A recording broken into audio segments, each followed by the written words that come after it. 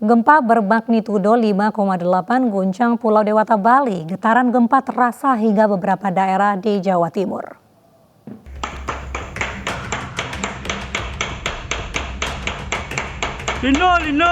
Gempa berkekuatan magnitudo 5,8 mengguncang Bali Senin sore. Sejumlah warga kota Denpasar pun panik berhamburan keluar rumah. Badan Meteorologi, Klimatologi, dan Geofisika menyampaikan titik gempa berada di sebelah tenggara Kuta Selatan. Gempa berpusat di 74 km arah tenggara Kuta Selatan, Bali. Meski tidak berpotensi tsunami, BMKG mengingatkan untuk waspada adanya gempa susulan. Getaran gempa bahkan dapat dirasakan warga Jawa Timur. Saya lihat lampu kok goyang, berarti ada lindu sebentar. Sebentar ya. Keras enggak, Pak? Ya, enggak agak keras. Bener ini nih, radio ini. Radio. Gempa terjadi pukul 15.36 waktu Indonesia Barat. Hingga kini belum ada informasi terkait kerusakan maupun korban jiwa.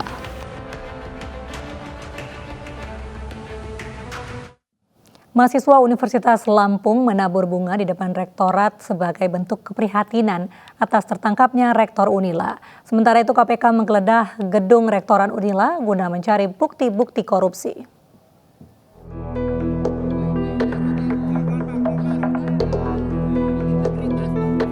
Dalam aksi tabur bunga keprihatinan di depan Rektorat Universitas Lampung, mahasiswa menilai tertangkapnya Rektor Unila, Karomani, sangatlah memalukan. Mereka menuntut Kemendikbudristek memecat dengan tidak hormat para pejabat Unila yang korupsi dan membentuk Satgas khusus tindak korupsi yang melibatkan mahasiswa. Mahasiswa juga meminta transparansi anggaran dari seluruh kegiatan di Unila. Adalah menyatakan sikap, aliansi menyatakan sikap bahwa kecewa kepada pihak birokrasi universitas yang tidak memberikan itikat baik terhadap aliansi yang ingin mengadakan dialog. Terutama terhadap 7 tuntutan yang telah kami sampaikan tadi malam, tidak ada itikat baik untuk kita berdialog terhadap hal tersebut. Maka daripada itu, Aliansi Mahasiswa Universitas Lampung menyatakan kecewa dan menuntut serta mengultimatum kepada pihak birokrasi selama 2 kali 24 jam untuk bisa melaksanakan 7 tuntutan tersebut. Sementara itu, Ketua DPP Partai Perindo Bidang Hukum dan HAM Tama S. Langkun menilai pentingnya memaksimalkan sinergitas fungsi pengawasan internal dan eksternal untuk mencegah korupsi di dunia pendidikan. Harus dimaksimalkan fungsi pengawasan internal maupun eksternal. Begitu juga dengan upaya penindakan. KPK, kepolisian, kejaksaan harus mengusut tuntas semua korupsi-korupsi yang punya dimensi korupsi pendidikan. Sementara itu, KPK menggeledah kantor Rektorat Universitas Lampung terkait kasus suap penerimaan mahasiswa baru jalur mandiri yang menjerat Rektor Unila Profesor Karomani dan 2 pejabat Unila sebagai tersangka. Penyidik datang menggunakan 5 mobil yang langsung terparkir tepat di depan pintu Rektorat. Tim Liputan iNews melaporkan. Mengaku bergender netral, seorang mahasiswa diusir dosen saat acara pengenalan kampus di Universitas Hasanuddin Makassar. Pihak kampus telah mendamaikan kedua pihak pasca insiden itu.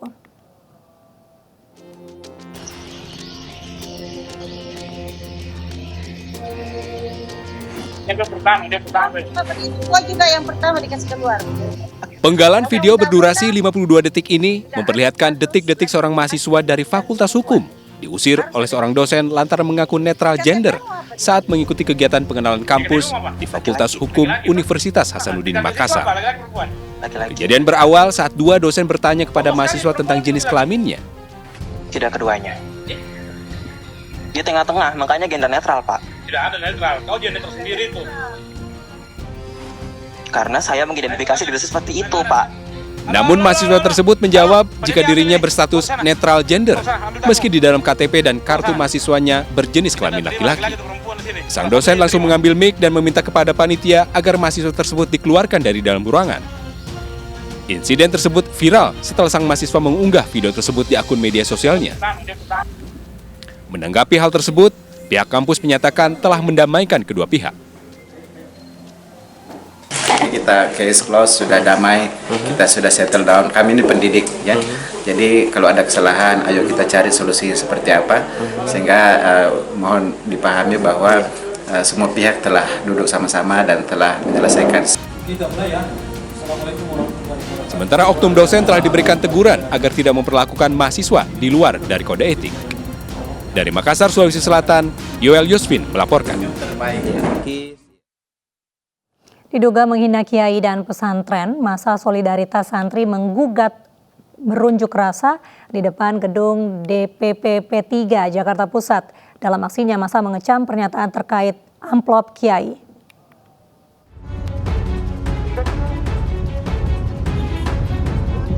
Puluhan massa yang mengatasnamakan solidaritas santri menggugat melakukan aksi unjuk rasa di depan gedung DPP P3 Jakarta Pusat.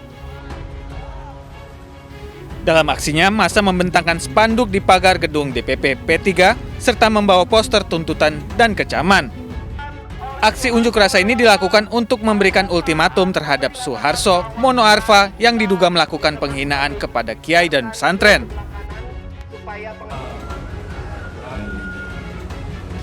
Sementara itu, Ketua Umum Ikatan Habib Nahdlatul Ulama, Habib Salim bin Jindan, juga mengecam keras pelecehan terhadap ulama yang dilakukan oleh Ketua Umum Partai Persatuan Pembangunan, Suharso Mono Arfa.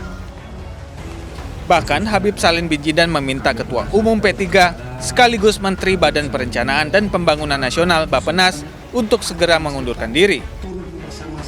Pak SM melecehkan ulama, yaitu ulama min Nahdlatul Ulama.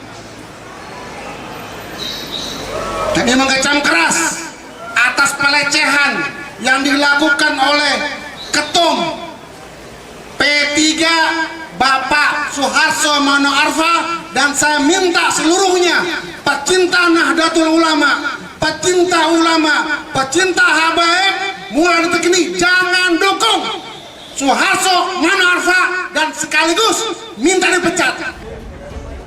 Diketahui dalam pidatonya di KPK, Suharso menyebut pemberian sesuatu kepada kiai di pesantren disamakan dengan budaya korupsi. Tim Liputan iNews melaporkan. Sejumlah pihak meminta pemerintah tidak menaikkan harga BBM Pertalite karena akan berdampak pada kenaikan harga kebutuhan pokok. Kekhawatiran itu muncul setelah Menteri Luhut Binsar Panjaitan mengatakan kemungkinan dalam waktu dekat harga Pertalite akan naik.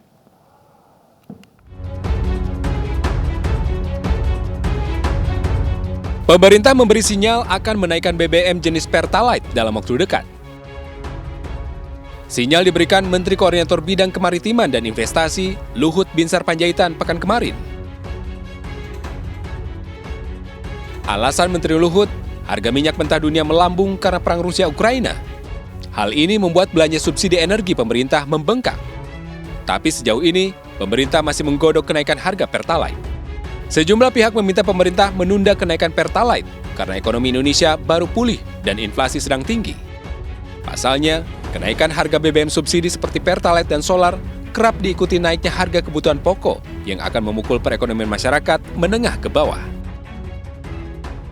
Jika BBM, Pertalite dan solar dinaikkan, bisa kita bayangkan yang paling menderita adalah masyarakat ekonomi kecil, daya beli mereka tertekan, yang kemudian UMKM kita juga akan menderita karena BBM subsidi, Pertalite dan solar tidak hanya digunakan oleh transportasi, tapi 64 juta UMKM kita tergantung pada Pertalite dan solar. Kebijakan lebih baik yang bisa dilakukan pemerintah adalah pembatasan penggunaan Pertalite dan solar sesuai target dan menaikkan harga BBM non-subsidi. Dari Jakarta, Indra Setiabudi, iNews melaporkan.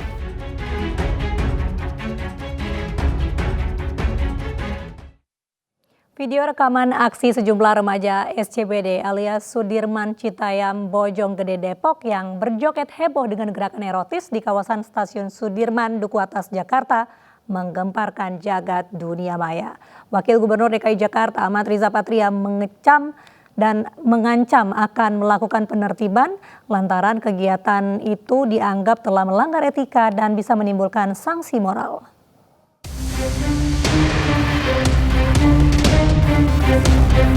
Aksi liar sejumlah remaja laki-laki dan wanita yang tengah asik berjoget di kawasan Stasiun Sudirman Duku Atas Jakarta Pusat viral di media sosial.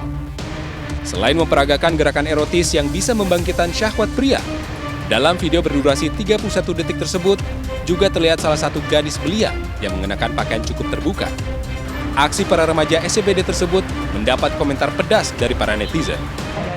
Menanggapi hal tersebut, Wakil Gubernur DKI Jakarta Ahmad Riza Patria meminta agar para remaja memanfaatkan ruang publik sebaik-baiknya untuk kegiatan yang lebih positif.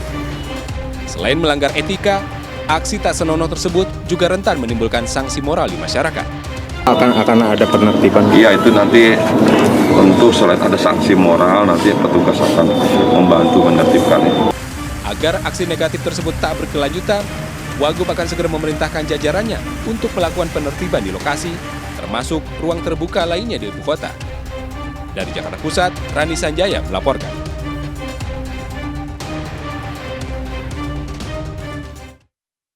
MNC Peduli dan MNC Insurance gelar lomba khas 17 Agustus di Sekolah Alam Anak Soleh, Tarumajaya, Bekasi. Ratusan anak-anak antusias mengikuti kegiatan itu. Ratusan anak Sekolah Alam Tarumajaya, Kabupaten Bekasi antusias mengikuti perlombaan dalam rangka memperingati Hari Kemerdekaan ke-77 Republik Indonesia yang digelar MNC Peduli dan MNC Insurance. Mulai dari lomba makan kerupuk, lomba mewarnai, lomba ambil koin di tepung dan di terong, sampai lomba memindahkan air secara estafet digelar secara meriah. Selain itu, anak-anak dihibur dengan aksi pesulap ibu kota Pak Tarno. Bahkan orang tua murid dan guru juga diajak mengikuti lomba. Tadi estafet. Juara pertama. Hadiah tas, senang, kelas 5. Sangat baik sekali dan ini akan berlanjut mudah-mudahan karena ini mendorong anak-anak berkreasi. Karena apa? Karena memang anak-anak ini anak-anak yang yatim piatu dan duafa yang tidak ada kegiatan apa-apa. Jadi kalau ada momen yang begini, mudah-mudahan anak-anak senang sekali, guru-gurunya senang. Dalam kegiatan ini, bantuan berupa bahan pokok juga diberikan kepada tenaga pengajar dan pekerja sekolah. Saya sangat senang dengan acara ini karena ya ini salah satu bentuk kepedulian MNC Insurance terhadap pendidikan Indonesia karena kita sama-sama tahu bahwa ya anak-anak ini akan menjadi masa depannya negara kita ini. Dengan adanya program Generasi Cerdas Anak Bangsa, tentunya kami ingin meningkatkan literasi di masyarakat kita tentunya, karena ini jadi salah satu hal yang mendasar untuk kita dapat belajar komunikasi, belajar saling mengerti, belajar membagikan ilmu juga tentunya. Jadi kami tentunya mendukung. Dengan adanya kegiatan ini diharapkan dapat membangkitkan semangat patriotisme dan nasionalisme anak-anak sebagai generasi penerus bangsa. Dari Kabupaten Bekasi, Jawa Barat, Nasta Safrina, Jaka Setia Ainus melaporkan. Sambangi Pondok Pesantren di Banyumas, Gubernur Jawa Tengah Ganjar Pranowo dukung program entrepreneur para santri. Sementara itu, Sandiaga Uno mendorong pelaku UMKM di Diak, Riau untuk meningkatkan produksi olahan semangka. Assalamualaikum warahmatullahi wabarakatuh. Menparekraf Sandiaga Uno bertemu seorang ibu pegiat UMKM pengolahan semangka di Desa Dayun, Kabupaten Siak, Riau. Sandiaga menyarankan ibu-ibu yang tergabung dalam rumah produksi sedesa kaya bisa mengolah semangka menjadi berbagai produk, mulai dari manisan, brownies, dan sirup. Namun warga mengalami kendala karena terhambat oleh minimnya alat-alat produksi. Sandiaga kemudian memberikan bantuan berupa alat-alat kukus atau klakat untuk meningkatkan produksi olahan semangka. Diharapkan dengan meningkatnya produksi olahan semangka dapat menambah penghasilan dan membuka lapangan pekerjaan di Desa Dayun, Kabupaten Siak, Riau. Tidak usah pakai pengajuan dan lain sebagainya, nggak lewat dinas dan lain sebagainya, kita hadirkan bantuan alat produksi, yaitu ya ini adalah alat kukus untuk 45 x 45 yang bisa menampung 10 loyang. Nah ini kita harapkan akan meningkatkan produksi ibu, meningkatkan penghasilan. Sementara itu di Cilongok, Banyumas, Jawa Tengah, Ganjar Pranowo menyambangi Pondok Pesantren Nurul Huda. Di sini Ganjar mendukung program entrepreneur yang dijalani para santri. Santri pesantren Nurul Huda membuat warung makan, tempat cukur rambut, dan memproduksi berbagai komoditas olahan. Ganjar mengagumi semangat para santri dalam berwirausaha. Ngaji tapi juga diajari entrepreneur. Dan entrepreneurnya itu macam-macam, ada resto, barbershop, kemudian warung, mereka memproduksi kopi, madu, luar biasa lah. Dan ternyata ini kolaborasi juga dengan Mas Andi Noya. Jadi sebenarnya sebagai anak bangsa tidak ada sukunya itu, tidak ada agamanya, tapi kemudian kolaborasi itu bisa diberikan. Menurut saya ini bagus sekali dan saya lihat semangat anak-anak. Bisa dicairkan, ini akan menjadi keterampilan. Program entrepreneur merupakan cara membangun semangat santri sebagai anak bangsa yang memiliki kemandirian dan masa depan gemilang.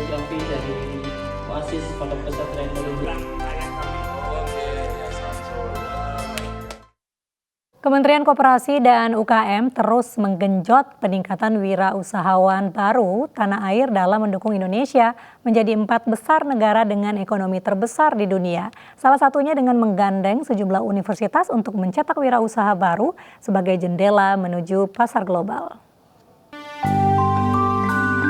Melalui program Young Entrepreneur Wanted yang dilakukan di Universitas Warmadewa Denpasar, Bali, Kementerian Koperasi dan UKM mengajak anak muda dari kalangan universitas untuk menjadi wirausaha baru di tanah air. Menteri Koperasi dan UKM Teten Mas Duki saat memberi kuliah umum menyebutkan untuk menjadi negara maju setidaknya harus memiliki 4 hingga 12% pengusaha dari jumlah penduduk. Sedangkan Indonesia baru memiliki 3,18% pengusaha. Hal ini dilakukan untuk menambah 1 juta wirausaha baru hingga tahun 2024 guna mendukung visi Indonesia Emas pada tahun 2045 menjadi negara dengan ekonomi terbesar keempat di dunia. Punya program besar untuk menyiapkan entrepreneur baru, terutama dari kalangan anak-anak muda yang berpendidikan tinggi. Karena kita punya target dengan program kewirausahaan nasional yaitu untuk menaikkan persentase kewirausahaan kita dari 3,18% saat ini ke 3,95%. Syukur-syukur bisa kita 4%. Provinsi Bali dipilih karena memiliki wirausahawan yang sukses dan Bali menjadi jendela untuk memperkenalkan produk UMKM ke pasar global. Dari Bali, Ade Firmansyah, iNews melaporkan. Remaja memiliki peran penting dalam percepatan penurunan stunting. Oleh karenanya, remaja Indonesia perlu diperkuat salah satunya dengan pengukuhan Duta Generasi Berencana oleh BKKBN.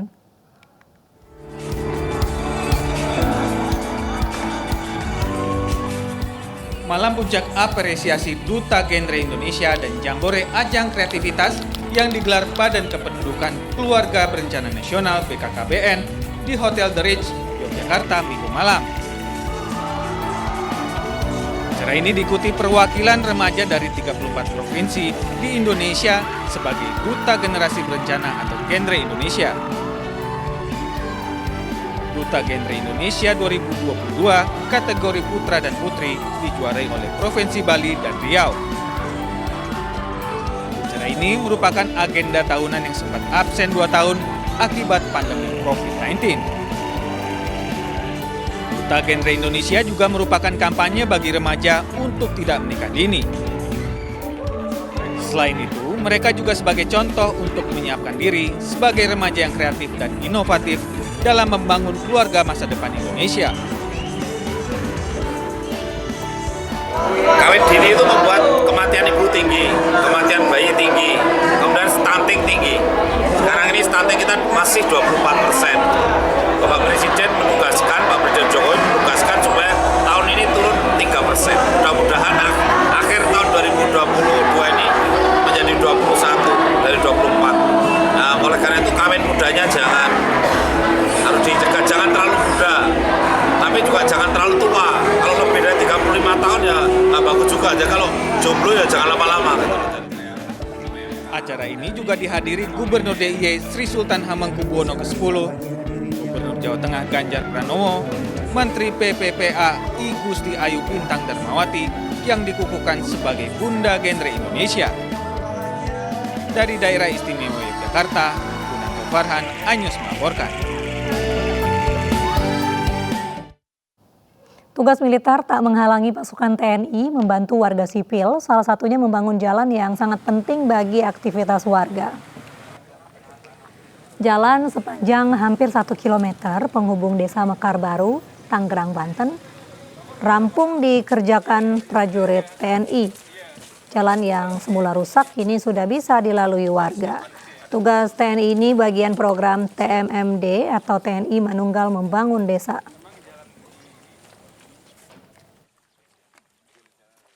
Kami dari tim Mabesat itu melaksanakan rangkaian kegiatan monitoring, evaluasi daripada TMMD yang ke-114 tahun anggaran 2022. Nah, pada kesempatan ini kita juga mengecek lapangan langsung. Ada kegiatan yang bersifat sasaran, bersifat fisik, seperti yang sekarang kita lihat ini jalan yang menghubungkan antara desa apa tadi di sana itu ya sampai dengan kota ini Bumendung ya. Nah, ini sudah jadi, sudah dikerjakan, selesai sasaran fisik ini. Tentunya kita berharap ini bermanfaat bagi masyarakat gitu ya. Ya, dengan adanya jalan Istilema, saya terima kasih atas nama masyarakat Poliwis. Saya terima kasih kepada terutama TNI yang Istilema yang membangun lah Istilema. Dengan adanya pembangunan begini, ya mudah-mudahan masyarakat taruhlah bisa menikmati dan selanjutnya insya Allah Istilema jalan ini bisa kita pelihara lah. Bertema Raising Awareness of Hydrographic, North Indian Ocean Hydrographic Commission menggelar seminar internasional di Nusa Dua, Bali. Adapun seminar ini bertujuan untuk capacity building seluruh anggota dengan keutamaan kesiapan seluruh anggota terhadap penerapan tata laut masa depan S100, di mana secara garis besar pembahasan ini mengenai roadmap pengembangan tata laut S100 yang akan diterapkan pada 1 Januari 2026. Adapun S100 merupakan produk informasi hidrografi masa depan yang tidak hanya berupa peta laut elektronik, termasuk informasi oceanografi digital, cuaca digital, publikasi digital, dan produk lainnya yang berkaitan dan dapat ditampilkan dalam ECDIS masa depan secara sinkron. Selain itu, pertemuan ini juga membahas tentang kendala-kendala yang dihadapi negara dalam implementasi S100.